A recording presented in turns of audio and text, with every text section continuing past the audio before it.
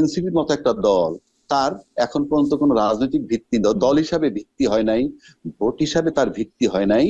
আবার জামাত ইসলামের যদি ধরি, তাদেরও কিন্তু ভোটে পাশ করবে ওই রকম কোনো বড় ভিত্তি হয় নাই। কিছু সিট পাবে, এই মুহূর্তে ইলেকশনের 8-10টা সিট পেতে পারে, যার জন্য তারা পিয়ার পদ্ধতি নিয়ে চিৎকার করে। কিন্তু প্রশ্ন হচ্ছে যে জামাত বলেন আর এনসিপি বলেন, এনসিপি আমি বাদই দিলাম, কিন্তু জামাতকে যদি ধরেন, আর অন্য দুটি দল যদি আপনি ধরেন, এখানে কিন্তু জামাত তার রাজনৈতিক ভিত্তি কিন্তু এক জিনিস।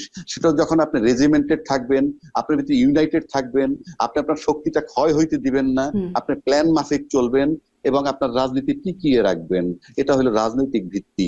আর একটা দল যখন ভাবে যে কোনো ভাবে ক্ষমতায় গেলে প্রশাসনকে নিয়ে আমার ভিত্তি তৈরি করব, আমি অতীতে দেখেছি পরীক্ষিত দুটি দলই প্রশাসনকে ব্যবহার করে তার ভিত্তি তৈরি করে। আর যদি প্রশাসন ছাড়া তৈরি করতে পারতো, এখনো আমরা শুনি প্রতিটি দলের নাকি কয়েক কোটি ভোটার বাংলাদেশে আছে। তাহলে প্রশাসন ছাড়া তারা তাদের ভিত্তিটা পারতেছে না কেন?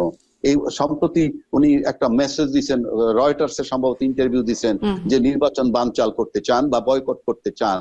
তো রাজনৈতিক ভিত্তি থাকলে পরে আমার কাছে মনে হয় আন্দোলন করা, লড়াই করা অত বড় দলের পক্ষে কঠিন কিছু না।